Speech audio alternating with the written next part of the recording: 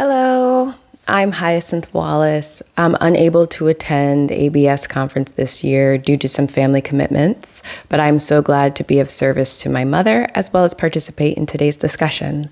I wanted to explore the question of what we hope the Baha'i community would recognize about the importance of cultivating creative spaces, and I felt like the best way to do that was to tell my story, and I will try to keep it brief. I am a co-founder and the creative director of Noetics. Noetics is a partnership between me and Roy Qualls, who's also unable to attend this year's conference due to family commitments that actually relate to my own. My mom and I live on the West Coast, and she is chaperoning 2 children to a Baha'i children's summer camp in our hometown in Ohio, hosted by Roy's wife, who was my Baha'i children's class teacher when I was a child. So Roy and I have known each other for a long time, a little over 30 years now. But many of those years, I was not connected to the Baha'i community. I took about a 19-year hiatus, actually, and didn't really come back around until Roy called me in November 2022 and said, "I've got this idea for a book. Would you like to help me write it?" And I said, "Sure, Roy," totally thinking that he would forget, but the idea was pretty cool. But he didn't forget. In January 2023, he messaged me, and again, we messaged in March of the same year. Noetics grew from there. And at Noetics, we hope to broach topics of divine guidance and spiritual practice without provoking the anti-religious sentiment that's so prevalent in contemporary discourse. Our first project is a sci-fi trilogy that's called Points of Failure, and our first volume is called Interwoven. You can check out our Patreon for more details. But full disclosure, I am not a writer in the academic sense. I do not have a writing degree of any kind. In fact, a few years prior to creating Noetics, I was a physical therapist, and I thought it was going to be the best job because I was helping people feel better. But over the 6 years of my practice, I felt my light going out. And I didn't really know how to help myself. I was living in Florida, so I got a lot of sun. I had a great group of friends. I exercised a lot. I was eating well, but my depression was swallowing me. My mom would say, don't forget to say your prayers. Say your prayers. Like, take 2 Tylenol and call me in the morning. But I didn't say prayers. And I hadn't said prayers for a long time because I didn't feel worthy. And I didn't feel worthy because I wasn't living the Baha'i lifestyle. And looking back, I wasn't really living the Baha'i lifestyle because I didn't know how to apply it to my life, because a lot of my painful experiences in my childhood, I never had the time or space to explore them within the Baha'i community. But needless to say, I was miserable. I tried medication. It didn't really help. I was in therapy, but I had a terrible therapist at the time. I hated my job with my entire being, and I felt very guilty about that. So, like a lot of people in 2020, I quit my job. I think of that day as me surrendering completely. I felt like I had nothing left to give. So I packed up my whole life and I moved from Florida back to Ohio to live with my mother at 33. Yikes. I felt a lot of shame about that, but I did not feel regret. And that gave me this sense that maybe I was never supposed to be a PT. But I didn't know what I was supposed to be doing. So I worked some odd jobs for a few years. And by the time Roy called me, I was working at an adult toy factory. It was not as sexy as you might think. I think of that state of my life as I was living in limbo. I didn't have or think about any future plans. I was just existing. But a few months after Roy's initial call, my living situation started to get shaky. So I emailed him in March 2023 and I said, Roy, we have got to get this started now. And we did. And I felt so unburdened. I cried tears of joy for months because writing felt like the most natural and essential thing for me to be doing, like breathing.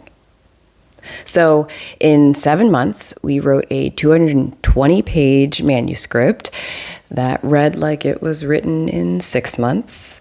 So Roy and I recognized we needed some help. So we reached out to Nathan Davis, Sharon's son, and we said, hey, can you help us? And he said, no.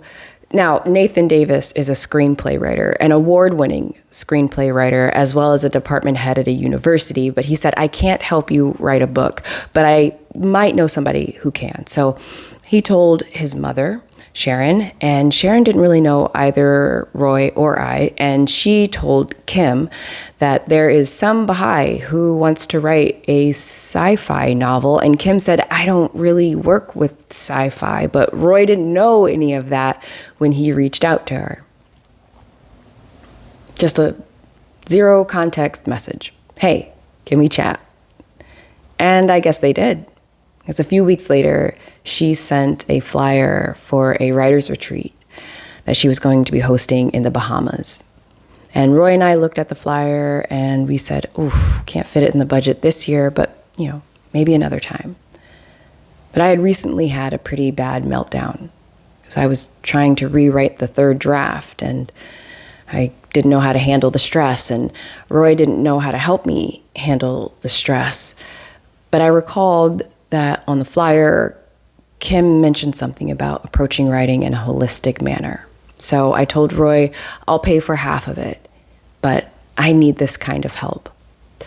The Bahamas were canceled for other factors, but Kim was willing to host the retreat in Florida. So I flew down to Florida expecting to meet Kim and at least one other writer, but it was just her and I, and that made me so nervous because I just assumed Kim was going to be like ultra Baha'i, but she wasn't.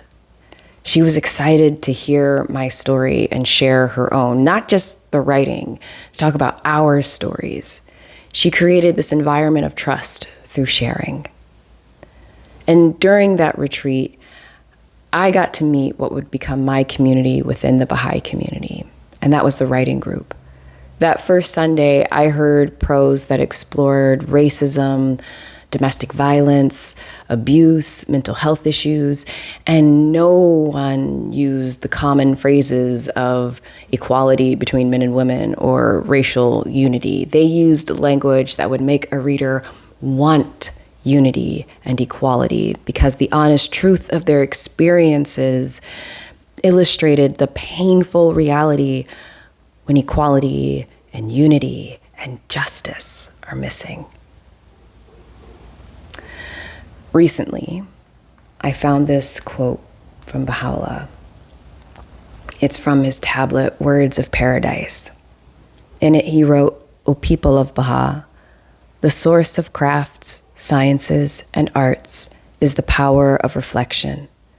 Make ye every effort that out of this ideal mine may gleam forth such pearls of wisdom and utterance as will promote the well-being and harmony of all the kindreds of the earth. And that's what the writing group does for me. It provides me a space to reflect and a place to give my pain purpose.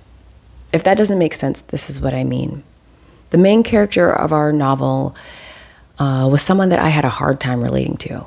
His initial description was a highly successful, highly intelligent, God-fearing, humble, praying man. I am a woman who maybe had the short obligatory prayer memorized and the remover of difficulties prayer memorized at the time, and I had been terrified of God far longer than I feared God, and I'm far more self-deprecating than humble, and I consider myself enough, intelligent, and I guess I'd known some amount of success. Needless to say, I had a hard time relating to him. But with the writing group's encouragement, I have been able to explore parts of that character that he would want to hide, and in doing so, I've been able to access parts of myself that I would want to hide. All those painful experiences I had growing up, all the feelings I had around those experiences, and the shameful non-Bahá'í behavior that resulted from all of that shame suddenly had a purpose, suddenly made sense. So I was able to create a character who's relatable, a character who's loving but angry and afraid, a character who's good-hearted but carries a very difficult past that affects all of his decisions, a character that may inspire a reader to acknowledge their own pain and transform it. I say all of this to say that I hope that the Bahá'í community takes time and space for the hard parts of life. I would love for the Bahá'í community to listen more and prescribe less, to listen to the stories that may make us uncomfortable, the stories that challenge our beliefs, the stories that may expose aspects of our community that we would want to hide, because minimizing, silencing, or ignoring those stories inflicts more suffering and buries those pearls of wisdom a little deeper. If you take nothing else from what I've said, I hope that you can see that the arts can serve as a conduit for someone to discover their God-given talents and use those talents in service to humanity. That's my hope, and that's my story. Thank you so much for listening and for your time, and I cannot wait to hear about all the discussion and ideas that come from this. Have a wonderful rest of the time at the conference and a wonderful rest of the day. Take care.